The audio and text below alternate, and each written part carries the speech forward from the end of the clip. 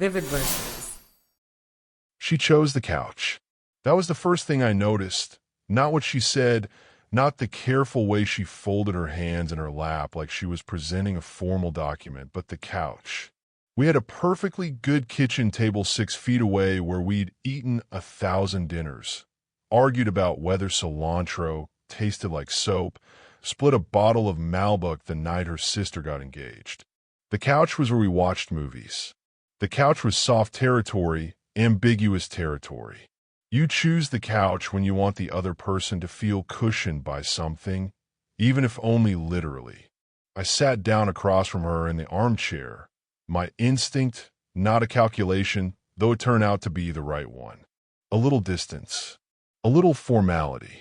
I didn't know yet that I would need it. "I need to tell you something," Renata said. I noticed she wasn't crying. People who are about to deliver bad news that genuinely breaks their own heart cry before they start. The preemptive cry, the one that comes from anticipating their own pain. Renata's eyes were clear. Whatever this was going to cost her, she had already paid it elsewhere, in some private accounting I hadn't been privy to. "Okay," I said. She took a breath. Not the breath of someone bracing themselves. The breath of someone who has rehearsed. "I don't think I've been fair to you." Interesting opener, I thought. Not, "I need to break up with you." Not, "Things haven't been right between us." Fairness. She's framing this as an ethical failure, not an emotional one. "In what way?" I asked. She looked at me for a moment with something I couldn't immediately name. It landed somewhere between assessment and guilt, the look of a person checking whether the floor will hold before they step onto it. "I don't think I was ever actually in love with you," she said. The room didn't change. The afternoon light still came through the blinds at the same angle, still laid the same pattern of pale bars across the rug. The neighbor's dog was still barking somewhere 2 floors down. I was aware of all of it with unusual clarity, the way you become hyper-aware of your surroundings when your body is deciding whether to treat something as a threat. I didn't say anything. I waited. She was watching my face. I could feel it, the careful, almost clinical attention of someone monitoring a gauge for a reaction. She expected something to happen to my expression just now, I thought. She expected something to break. "I thought I loved you," she continued, and her voice had a quality I recognized now. The quality of a prepared script encountering unexpected silence. She had rehearsed for tears, for anger, maybe for questions. She hadn't rehearsed for stillness. I told myself I did. For a long time I really believed it. "But you didn't," I said. "No." "When did you know?" She hesitated. That hesitation was the first genuinely unscripted moment since she'd sat down. The hesitation told me there was more. "It wasn't one moment," she said carefully. I looked at her. Really looked. Not with suspicion. Not yet with anything that could be called anger. Just with the full attention of a man who is suddenly understanding that a room he thought he knew has a door in it he never noticed. "Renata," I said, and kept my voice even, "there's something else."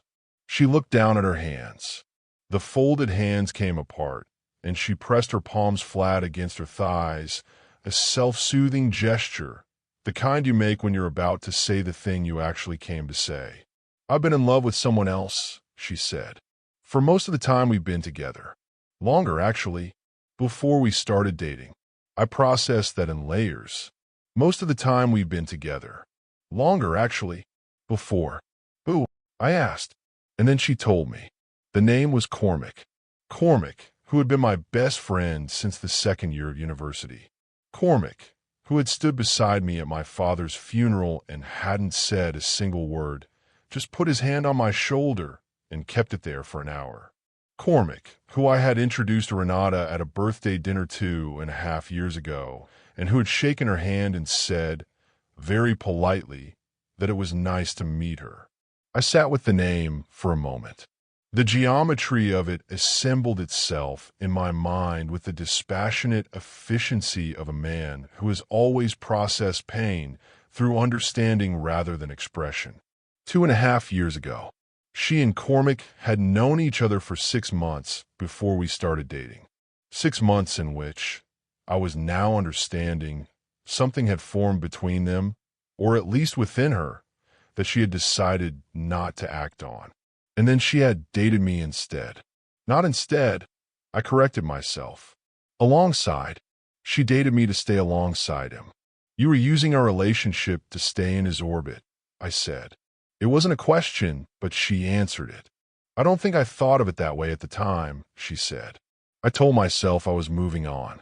That being with you would help me move on. Did it? No. I nodded slowly. There is a terrible integrity to the honesty, I thought. An ugliness, yes, something that would take me a long time to finish feeling, but underneath it, a structure, a real thing. Not the slow dissolve of two people growing apart, not the diffuse fog of incompatibility. Something specific and true, even if the truth was brutal. I became aware that she was still watching my face. She's waiting for me to shatter, I thought, or for me to accuse her. She wants a reaction she can respond to. Silence is making her uncomfortable because she's prepared for the explosion and she doesn't know what to do with the absence of it. I did not give her the explosion, not because I was suppressing one. I was genuinely surprised to find that what I felt in that moment was not the white heat of rage, but something cooler and more complicated. A kind of profound, almost mathematical sadness. The grief of a man who has been handed a full accounting of something he thought he understood and discovers that the numbers never added up the way he thought. 2 years. Every dinner, every argument about cilantro, every night, all of it overlaid now with a transparency I hadn't known was there. I thought about Cormac. I thought about the last time the three of us had been together, for months ago, a Sunday afternoon at his apartment with 2 other friends, a slow meal that stretched into the evening. I had watched Renata and Cormac interact that day with no particular attention. The easy back and forth of 2 people who knew each other through me. Nothing more. I tried now, with this new information, to rewatch it, to look for what I'd missed. I found a few things, small things. The way she'd laughed at something he said before it was quite finished. The laugh of someone who is already inside a person's rhythm. The way she'd asked him a question, a specific question about a project he'd been working on. The kind of question you only know to ask if you've been paying close attention. The way he'd glanced at her when he thought no one was watching. Just once, quickly, the glance of a man being careful. Cormac knows, I thought, or suspects. He's been careful around her for a reason. I wondered if I would call him tonight. I decided probably not tonight. Did he ever know? I asked. I never told him, she said. I never acted on it. But he knows you well enough to sense it. She was quiet for a beat too long. Maybe. I stood up. The motion surprised her. I could see it in the slight straightening of her posture, the readjustment, the preparation for whatever came next. I extended my hand. She looked at it. She looked at my face. And then, with something that might have been confusion and might have been the beginning of tears she hadn't expected to have, she reached out and took it. I shook her hand once. Firmly, the way you close a meeting. Thank you for finally being honest, I said. I turned and walked to the bedroom. The bag took me 11 minutes. I know because I was aware of time in the peculiar sharpened way you become aware of it when a chapter of your life is ending and you're trying to be precise about everything so that you don't have to feel it yet. 11 minutes. A week's worth of clothes. My laptop. The book I was in the middle of. The photograph of my parents that sat on the nightstand. The one from before my father got sick, the 2 of them on a hiking trail somewhere, laughing at something off camera. I did not take anything that was ours. The throw blanket she'd bought at a market on the trip we took in the spring. The coffee table book we'd gotten together at a gallery. The small plant she'd given me on my birthday, and I'd somehow kept alive for 18 months, which I considered a minor personal triumph. Let her water it, I thought, and the thought was dry but not bitter. She was standing in the doorway of the bedroom by the time I zipped the second bag. I hadn't heard her move from the couch, but she was there, and she was watching me with an expression I would have needed to be a harder man than I am not to feel something about. She looked lost. Not guilty, or not only guilty, genuinely lost, like a person who expected a storm and got a clear sky and doesn't know how to dress for it. "You're not going to say anything?" she asked. I considered what to say. I thought about anger, whether I owed it to either of us to perform it. I thought about questions, whether there were ones whose answers would change anything. I thought about the 2 years and all the ordinary days in them, the ways they had been real, even if the foundation under them was not what I'd thought. "What would you like me to say?" I asked, not sarcastically. "Actually, I don't know," she said. "Something. Anything. You should be angry." "I'm not." "How?" "I don't know," I said honestly. "I'm something. I'll probably figure out what later." She pressed her lips together. "I'm sorry, Rowan." I looked at her for a moment. "I know you are," I said, and I didn't know it. Whatever she had done and however she had done it, Renata was not a cruel person. She was a person who had made a cowardly choice and lived inside it for 2 years and had finally found the courage to stop, and the courage, I thought, however late, was real. That didn't make the things she'd done small, but it made her human. "I'm going to stay with a friend tonight," I said. "I'll arrange to get the rest of my things later in the week. We can do that calmly." "Rowan, we don't need to make it harder than it is," I said. I picked up both bags. I looked around the room once, not sentimentally, just to make sure I hadn't forgotten anything important, and then I walked past her into the hallway, into the front door. I didn't look back. I drove for a while before I went anywhere. Not aimlessly. I had a destination, a friend named Perry who had a spare room and a policy of not asking questions before they were needed. But I took the long route, the very long route. 40 minutes through parts of the city that I didn't particularly need to pass through, past the park where Renata and I had walked in the early weeks, past the restaurant where we'd had our first real dinner, past the street where Cormac lived. I didn't stop at Cormac Street. I didn't even slow down. I just noted it and drove past the way you note a landmark. I thought about Cormac. We have been friends for 8 years. 8 years is a long time. It accumulates. Inside jokes, shared history, the particular shorthand of two people who have watched each other fail and recover. He'd been there at my lowest point the year after my father died, when I was doing a convincing impression of a functioning person while being something quite far from it. He'd known, and he hadn't said anything, just been present in that solid, undemanding way that is the rarest form of friendship. What did I do with that? I didn't know yet. What I knew was that I wasn't ready to be angry at Cormac until I knew what he had actually done. Renata said she had never told him. I believed her, not because I was naive, but because I had watched them together enough times now, rewound through the catalog of those interactions, and what I saw from his side was careful restraint, not reciprocation. A man who suspects he is the object of his best friend's girlfriend's feelings and has been very, very careful not to encourage them. That was a different thing from betrayal. That was actually, I thought, its own kind of loyalty, imperfect, uncomfortable, unsaid, but present. I would still need to have a conversation with him. But not tonight.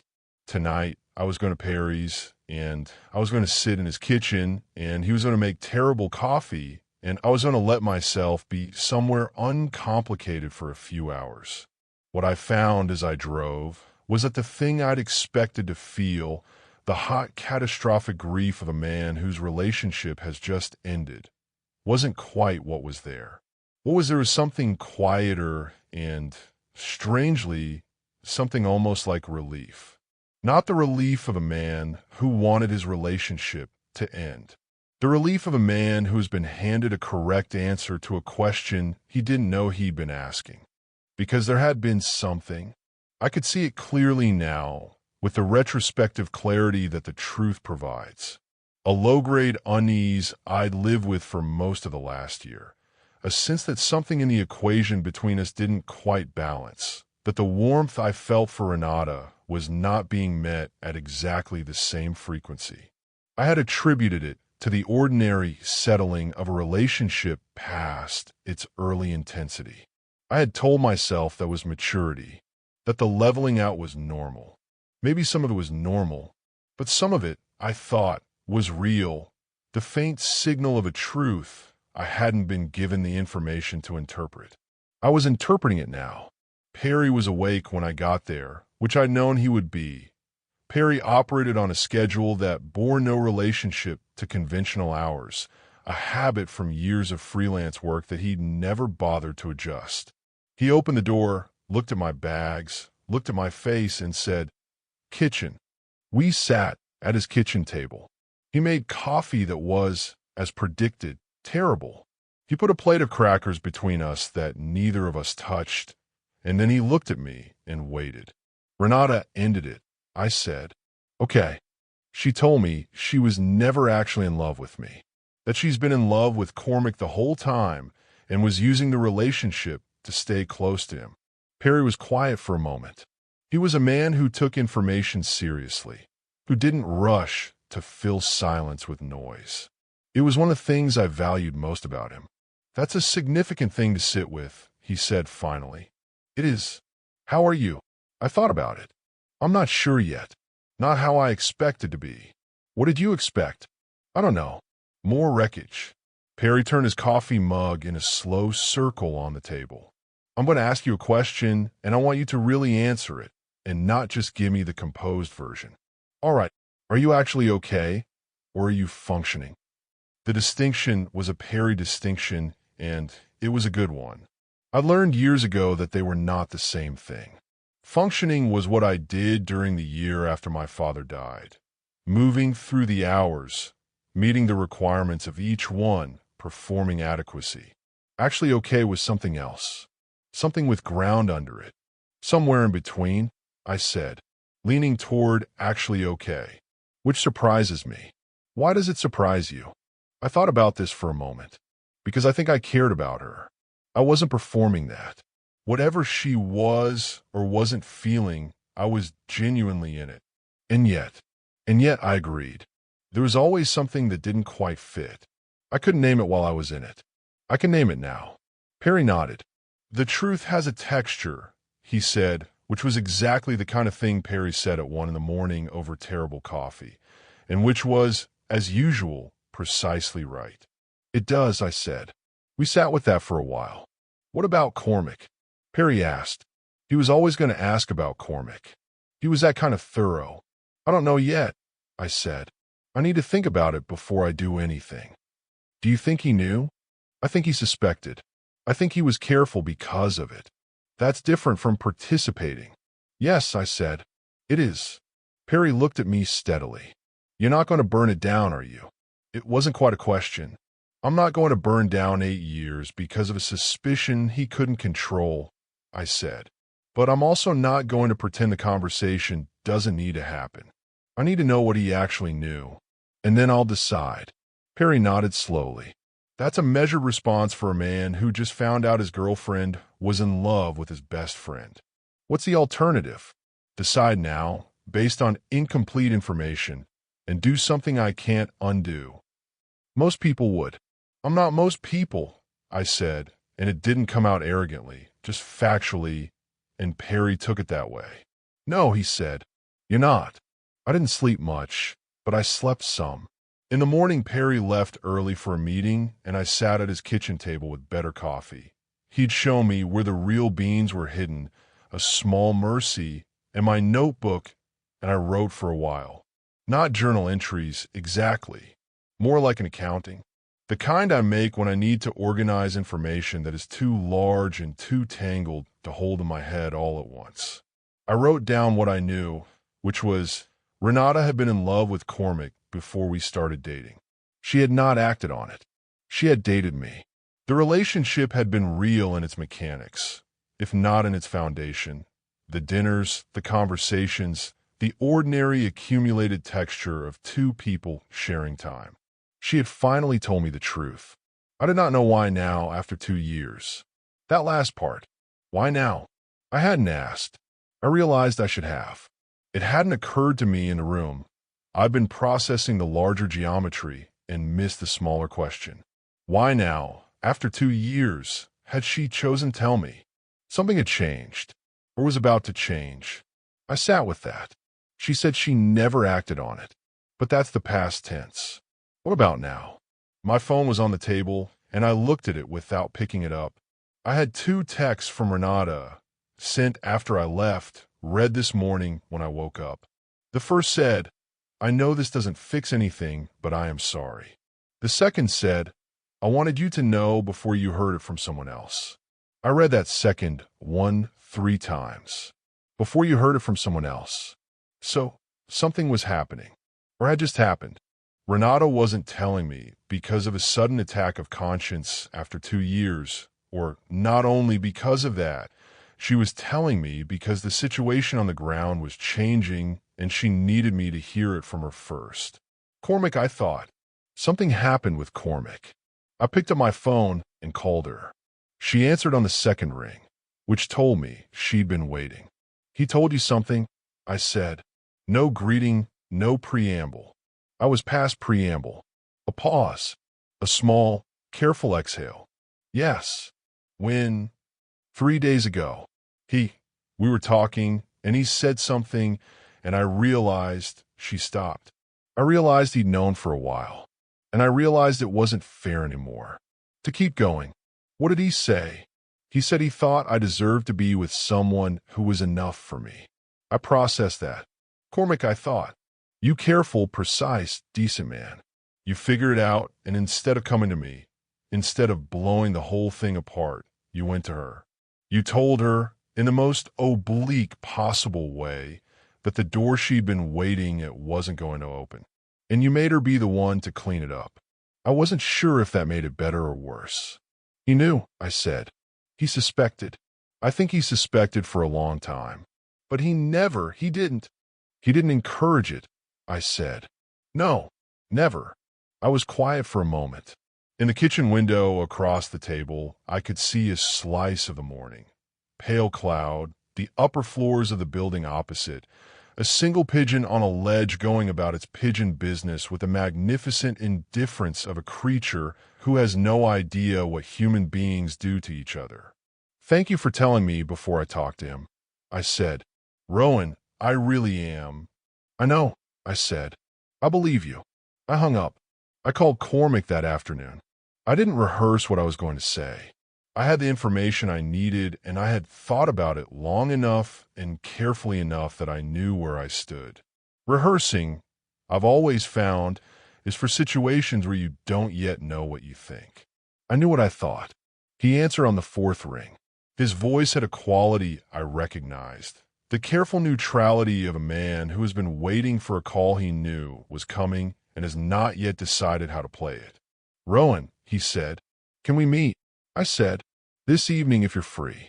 Somewhere quiet. Yes, he said. Just that. We met at a wine bar near his apartment. Small, half full, the kind of place where conversations stay at the table. We sat in a corner booth and ordered without looking at the menu. Cormac had a glass of whatever the house red was, and I had water because I wanted to be completely clear-headed for this. For a moment, we just sat there. 8 years of friendship arranged around a table and looking at each other. How much do you know? He asked. Enough, I said. She told me everything. And then she told me about what you said to her 3 days ago. He looked down at the table. A long exhale. I should have come to you. Yes, I said. You should have. I know. When did you figure it out? He was quiet for a moment. About 8 months in. There were things. The way she responded to things I said. The way she'd ask about me specifically, not in a normal way. I wasn't sure at first. I told myself I was being arrogant, imagining things. He paused. Then I became sure. And you didn't tell me. No. I looked at him steadily. I was aware of the weight of this. Not just what he'd done, but what it meant, what it said about the calculation he'd made. He'd chosen to protect me from the information, or he'd chosen to protect himself from the conversation. Both were possible. Both might be true simultaneously. Why not? I asked. Because I didn't know what she actually felt, he said. Not precisely. I thought, if I was wrong, I would have blown up your relationship for nothing. And if I was right, he stopped. If you were right, you'd have to tell me my girlfriend was in love with you. Yes. That's not a comfortable conversation to have. No. So you waited. I waited, he said quietly. And then I waited too long. And then I decided the kindest thing I could do was not tell her I knew exactly, but tell her that I thought she deserved to be somewhere she was fully present. And hope she understood what I was saying. She understood. I know. I turned my water glass in a slow circle. In the corner of the bar, someone had put on music, something instrumental, low, and unintrusive. I want to tell you what I've decided, I said. And then I want you to let me finish before you say anything. All right, I'm not going to end this friendship, I said. Not because what you did was right, because it wasn't. You should have told me, even if the conversation was hard. You owed me that. But I've thought about it seriously, and I understand the bind you were in, and I believe you when you say you never encouraged her. And I think 8 years is worth more than one significant mistake. I paused. That said, I need some time. I need some weeks of not being in the same room as you while I sort through what I'm feeling. Not forever, just some time. Cormac looked at me for a long moment.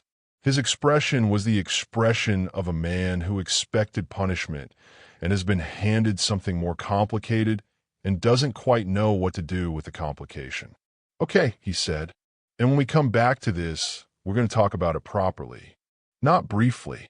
Not, let's put it behind us. I need you to be willing to actually account for it. I will be. I know you will, I said. And I didn't know that. Whatever Cormac's failure here, he was not a man who ran from accountability. It was one of the things I'd always respected about him. That's why I'm telling you we're not done, instead of just going quiet. He nodded slowly. Something moved across his face. Something that I thought, if I had to name it, was the particular gratitude of a man who has been given more grace than he expected and knows he doesn't deserve all of it. I'm sorry, Rowan, he said. I know, I said. I stood up. I put some money on the table. I picked up my jacket. I'll be in touch, I said. I'll be here, he said. I walked out. The weeks that followed were ordinary, which was its own kind of strange. I found a short-term rental, a small apartment, spare and quiet, with good light in the mornings and a view of a narrow street below that was busy enough to be interesting and quiet enough to think. I brought my bags, my books, the photograph of my parents. I left everything else where it was. I worked. I cooked simple meals. I slept adequately. I ran in the mornings along a route I mapped on the first day and didn't change because there is something grounding about the repetition of a path. I thought about Renata sometimes, but not in the way I expected.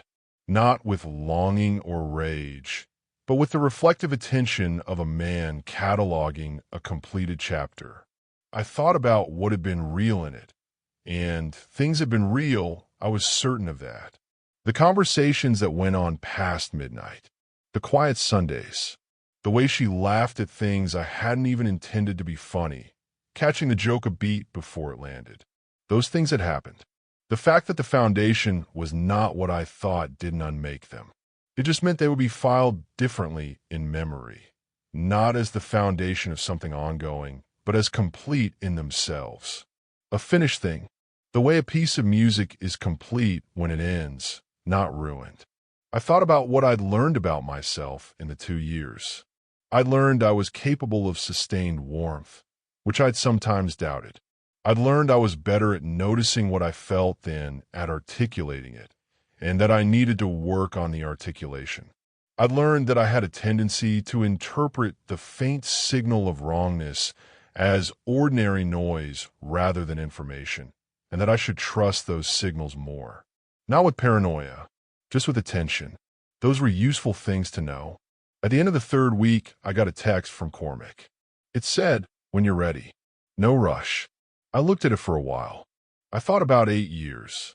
The hospital waiting room when his mother had her surgery. The long drive we'd taken one summer when we were younger and neither of us had any money, sleeping in the car, eating at diners, talking the way you can only talk when you're in motion and there's no particular destination pressing on you. The way he'd stood at my father's funeral with his hand on my shoulder for an hour without saying a word, because he knew that was what was needed. I thought about what he'd done and what it had cost me and what it had cost him, probably, to carry it. I thought about the distinction between a person who does something wrong because they're a wrong person and a person who does something wrong because they made a bad call in a situation that had no clean exits. I wrote back, 2 more weeks. Then let's get dinner. He responded with a single word, "Good." I put the phone down and picked up my book. Outside, on the narrow street below, someone was walking a very small dog with a very serious expression, and the dog was investigating a crack in the pavement with the focused intensity of a researcher who has been working this particular problem for some time. I watched him for a while. Then I went back to the page.